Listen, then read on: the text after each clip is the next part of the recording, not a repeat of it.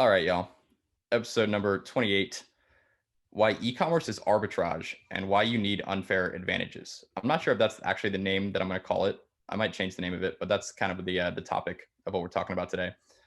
Um, I'm definitely going to defer a lot of this to Scotty because I think he has a really solid way of explaining this that's probably better than I can do it. Um, this is literally one of the probably, I mean, Scotty, would you say, I'd say that this is probably like the main principle of e-commerce. Like this is genuinely one of the absolute most important things to understand. Yeah, this is probably what most beginners get wrong, what most people who fail get wrong. Yeah. All right. Well, let's talk about it. So, Scotty, what do you mean when you say that e-commerce is arbitrage? Okay, so you are trying to pay less for traffic than that traffic is going to be worth for you on your website. Um, you're trying to essentially pay $1 for a click that generates you $2 in gross profit. Everything we do in ecom essentially goes back to this formula of how can I get clicks for less? How can I pay less? How can I get my cost per click below my earnings per click EPC? We don't really think about EPC in the ecom world much, but it's a huge metric in the sort of affiliate marketing in the affiliate marketing world where you compare CPC, cost per click, with your earnings per click. And if you're good at marketing and if you have a good offer and a good angle and a good ad, what's going to happen is you can pay Facebook $1 for $3 in revenue, and you're going to have $1 cost of goods, for example. So you're essentially turning $1 cost for the traffic into $2 gross profit. And that's essentially what you're doing in ecom. And everything we do on the marketing side is either to get the cost per click down by making better ads, or it's on the earnings side. So on the funnel side, on the conversion rate optimization side, we're trying to get more per person that comes to our site. And that's really all that everything we do in ecom comes down to this formula, getting the cost per click down or getting the earnings per click up. And this is also why ecom is hard. This is why you can't throw up a shitty store and expect to be profitable, because traffic costs on Facebook are determined by an auction. They are determined by what people are willing to pay and how many advertisers are bidding, how many advertisers are trying to show ads to the same people. This arbitrage opportunity, it only works because you are bringing something to the table. You need some sort of an unfair advantage.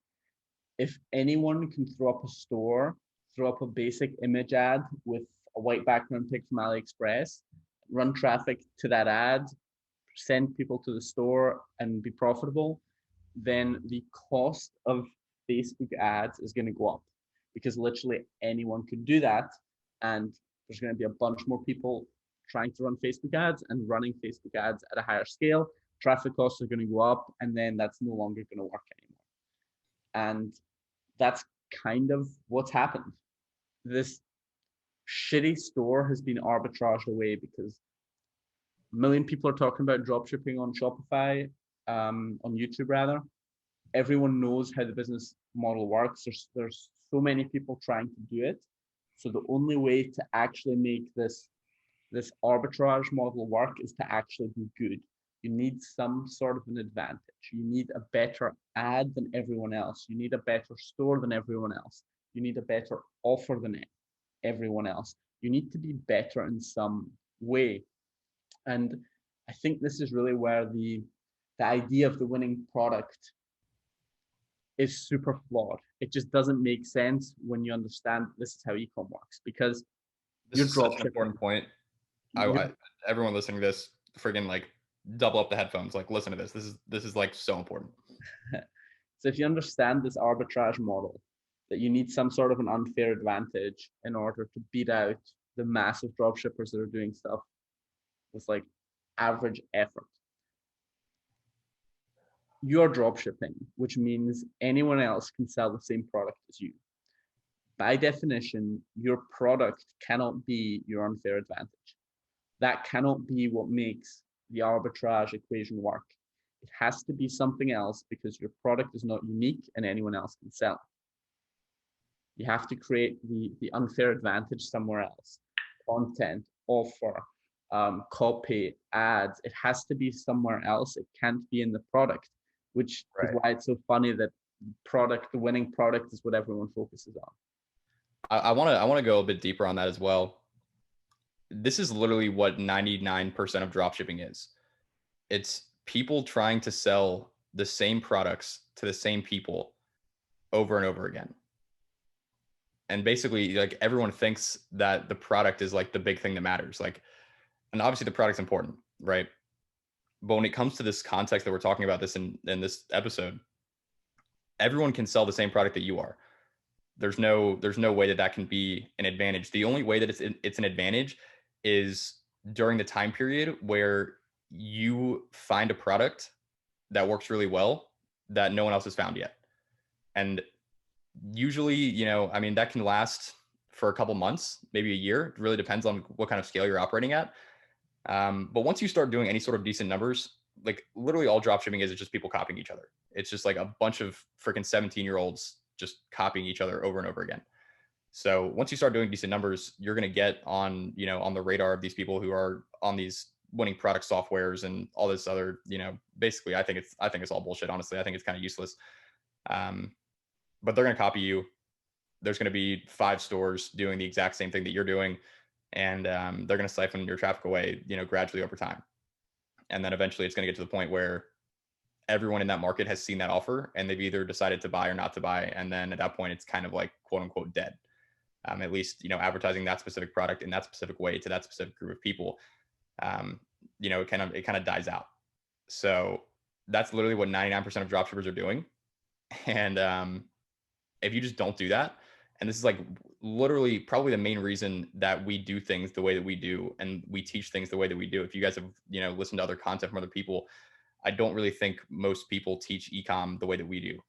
And it's because most people teach ecom in that way, like, find a winning product, just try to like squeeze as much out of it as you can before it dies. And then, like, that's like the model that 99% of people are doing. That's not a great way to do things. So that's kind of like what we're talking about here in terms of gaining some sort of advantage. It's got to be something outside of the product. So, Scotty, you were starting to mention those. You want to go more in depth on that? Yeah, I mean, it's really all the stuff we talk about on these episodes in general. It's killer offer, presenting your product in a way and selling it at a price that seems super appealing to your market. It's having awesome content, shooting your own content, getting it made professionally, or even just getting it from customers, because that content can't be used by anyone else. That's yours. And if anyone else uses it, you go fucking after their ass and force them to take it all down. Great copy. We've done that many times, by the way. With great pleasure. Great copy can be an advantage if you're sort of in our world. Hopefully you're studying copywriting and hopefully you're working on becoming a great sort of direct response marketer and all that entails. I think for a lot of you guys, copy is going to be a big advantage, because, I mean, if you look at a lot of dropshipping stores, the copy is not good. So if you've been studying space, you can probably do better. Just having better margins. Maybe you can source the product cheaper than other people can. Of course, that's not really going to be your advantage day one, but that's an advantage you can generate over time. It could be an advantage if you work with us to do your sourcing. Again, you can't work with us to do your sourcing on day one, but yeah, those are some of the ways that you can generate an unfair advantage, some sort of a leg up, some sort of a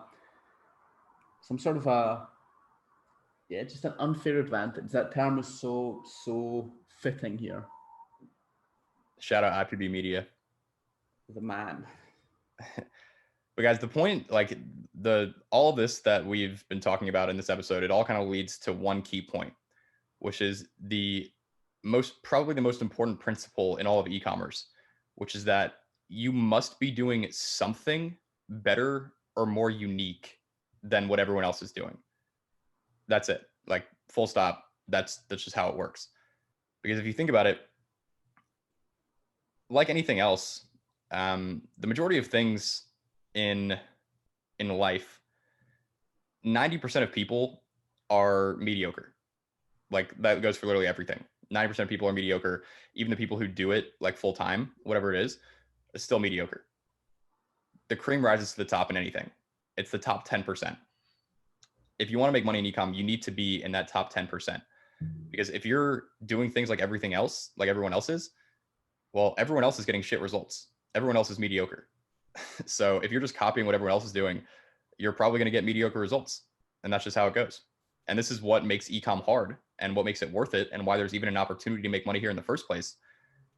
Because you have to do something better or more unique. That's literally the only way this works. This is like one of the most basic principles of business. I think it kind of makes intuitive sense. Like you have to be doing something better or more unique than most people are doing because most people get shit results. If you want to get good results, great results, then you got to do something better. And that's literally what it comes down to.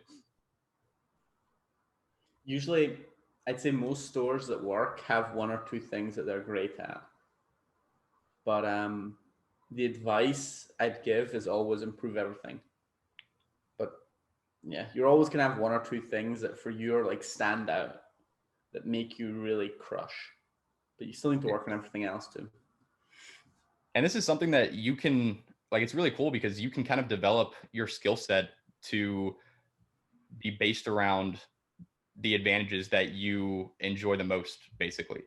Like for me, I really enjoy writing copy. So that's something that I've really gone hard on. And, you know, I like to think that that's sort of an advantage that we have is that skill of copywriting. You know, our copy is pretty freaking solid. And say that you're into photography or content, you know, that's something you've been doing. I mean, I've met a lot of guys who that's what they're into. They're really good with the camera. They know how to edit videos, all that kind of thing. That could be your advantage. You know, if you can create really, really amazing content that catches people's attention when they see your ads, that's an advantage. And you can essentially like decide which kind of advantage you want to pursue and then take the time to really get good at that thing. And that's really what it's all about. Like there's not a whole lot of shortcuts to this. You got to get good at something. You got to get better at something than most people are. And I think for us, like the main advantages that we have are we have an absolutely killer offer. We have like the best offer like in the market, honestly. Like potentially literally the best market in our market or the best offer in our market is ours. Like that is honestly a very realistic thing. The price point, the entire offer is just so good that people see it and they're like, whoa, like this is a really good deal. Like genuinely, this is a really good deal. I think that is probably the easiest advantage to take advantage of in terms of like, it doesn't require a whole lot of skill, but it's very difficult to find products that have the types of margins that allow you to create a really, really great offer. Yeah, it's very product and market dependent. So with my other brand, Sleek Ink, we sell at a premium price. We are not the cheapest. It is not. It doesn't outwardly seem like a super compelling offer. That's not the differentiating factor there. And like that's like the first brand that I showed to like my parents and family and just people in my life. And whenever I talked about our new main brand, what we're doing there, people always ask me like, "Oh, how much are you selling that for? What is it like? $50 a piece, or like $60, $70?" And I'm like, "No, not even close. It's like a fraction of that." And they're generally shocked because they just assume that because Sleek Ink is quite expensive and is sort of in that premium segment of that market, that obviously everything I do must be like that. But no, it's dependent on the product. And with Sleek Ink, it doesn't make sense. I don't think it makes sense to try and make it a super compelling offer because it's a tattoo oil. There's no set price that people are willing to pay for that because like, or It's kind of a newer thing. well, it's kind of a newer thing, and also you're not going to win out the price battle because people can literally sell it for $8. People can sell for $8 what we sell for 50. And the product's probably not as good, probably doesn't look as good, marketing's probably not as good. We have a lot of other things that we do better than everyone else, or that we do better than our competition. But we can't win out on price when there's people willing to sell that for literally $8 when we sell for 50. You can't win that fight. Whereas with our main brand that we will run together, me and Nate, people can't really emulate what we're doing. It is going to be hard for them to beat us out in the offer because we do have low cost of goods, and we have set things up in a way where it is a fucking brilliant deal and a great value. It's just great value for money. So it really depends on your product too, and yeah. Yeah, it definitely depends on your product and your market and what you're doing. And there's not like a one size fits all answer. But like this is kind of like some free alpha. Like I don't even know if we should be talking about this to be honest. But I mean like one of our huge unfair advantages with our brand is that we brought on a guy from China who speaks Chinese, who negotiates directly with the factories in Chinese, and we pay them in Chinese currency. That allows us to source our product. I mean, Scotty, how much cheaper are we getting the product now versus before we started doing things the way that we are now? Um, we've dropped our cost of goods by like 35 to 40% from the agent that we were using before. Okay. That might not sound like 35-40% doesn't sound like a lot, but it's absolutely huge because anyone who wants to come in and try to compete with us, there's a very low chance that they're going to be able to source product for as cheap as we can. They're going to have to pay more for their product, which means their margins are not going to be as good, which means they can't afford to spend as much on advertising and still be profitable. I.e., in the Facebook ad auction, whatever you want to call it, we're going to be able to beat them out every time. That's like a huge principle of marketing. Russell Brunson, I think, is the guy who coined this, which is like whoever can afford to spend the most to acquire a customer wins. And in his context, like another, for an example, another unfair advantage is in his context, that's really in terms of maximizing average order value through upsell funnels. That's what their specialty is. Russell Brunson and ClickFunnels, they're really good at selling you one product and then getting you to buy, selling you a product for $7. And then you end up, by the time you're through the funnel, you end up with $100 worth of stuff in your cart and you just paid them $100 when you just initially were going to pay $7. Because they have such a high average order value, they can afford to spend way more on marketing. And because they can afford to spend way more on marketing, they're going to get more customers and they're going to be able to beat anyone else out because they have that unfair advantage. And in business, that's literally what it's all about. That's like anyone who tells you otherwise, like business is easy, whatever, it's not easy. Like this is not easy at all, but that's where it's at. And this is kind of what you need to cultivate and the mindset that you need to get in, as opposed to what most people do, which is so freaking dumb. And they're just like searching for like, okay, winning product. Like, oh, let's find the next winning product. That's good. That's going to be the next big thing. Like, no, it's not quite that simple. You got to have some sort of an advantage that is not easy to replicate. And because it's not easy to replicate, that means it's not going to be easy to get. And, in a lot of cases, you're going to have to put in that extra work that other people aren't willing to put in. The good news is 95% of people are lazy as hell. And it probably doesn't take as much work as you might think to gain some of these unfair advantages. 100%. 100%. A lot of the time it's going to be, you're going to have to do some critical thinking though. You're going to have to look at your product. I mean, things like great copy are just like a given, but whether you need to go all out on content or offer or improving your margins, that's kind of where the critical thinking comes in. You have to look at everything you're doing and try to decide what is the biggest lever right now. What is the thing? What is the 20% of effort that's going to lead to 80% of results? And in some cases, it's going to be changing your offer. In other cases, it's going to be getting better content. In other cases, it's going to be switching to sea shipping instead of air shipping to improve your margins. This is kind of what you have to do once you're up and running. So when you're just getting started, make everything as good as you can make it. But once you're up and running and you're getting results and you're trying to improve your business, you're trying to scale, you're trying to just get better and more profitable, that's when you have to look at everything you're doing and think, what is the biggest lever right now that I can pull to catapult results? That is it. That is it right there. I think this actually ties in really nicely with the next episode, the final episode of this week. Basically, I think like if you're kind of stuck right now and you're thinking like, okay, so what's going to be my advantage? Like where should I put my time and effort? I think really the best, most foolproof place to put that time and effort is into developing one of the core skills that underpins e-commerce: writing copy, creating content, making ads,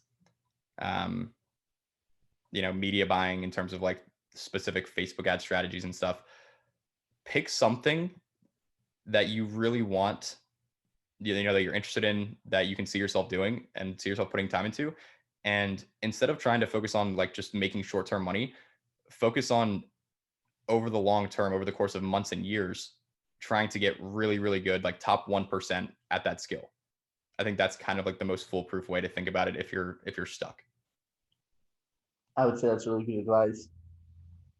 And if you've got a skill like copywriting that you're trying to become great at or that you are great at, make sure you're running a store that relies on copy. There's going to be some stores, some markets, some products that are heavily driven by copy, and there's going to be others that are heavily driven by content, for example. Like jewelry and things like, I don't know, like off the top of my head, you're not gonna sell a nice necklace with like a long form sales letter in most cases anyway. Whereas things like nutritional supplements or anything having to do with weight loss or like skincare, that's going to be much more heavily reliant on copy. Exactly. So if you're great at copy or you're working to become great at copy, make sure you're in a niche or an industry that is driven by copy and not by content if you suck at content. Yeah. And vice versa too. If you're really good at content, then you can focus on, say, like off the top of my head, like products that are, I don't know, like in one of my last YouTube videos, I analyzed the store, and it was a store that sold like kind of modern home decor products. And the content was just absolutely insane. It was so good. There wasn't really a whole lot of copy because that kind of a product isn't really sold with copy. It's sold with content. So you kind of got to know the context of what you're doing and then kind of pick the direction you want to go, and then basically build your business around that skill in a way that makes sense for that skill of whatever it is that you're focusing on. That is it. That is it, Schmitty. Dude, I think this is probably the best episode so far. It might just be. It might just be. Like, that is so fire. This is like so freaking important. This is it. I mean, this is like literally what it's all about. And I don't suspect that you'll see a whole lot of ecom dudes on YouTube talking about this. But lucky enough, me and the Scott man, not your typical soybeans out here in these fields. So yeah, I hope you all enjoyed that. We also have a fire episode coming up next. So I think that's about it. You got anything else to add here? I do not. The next one is near and dear to my heart, however. Beautiful. All right, y'all. We'll talk to you there.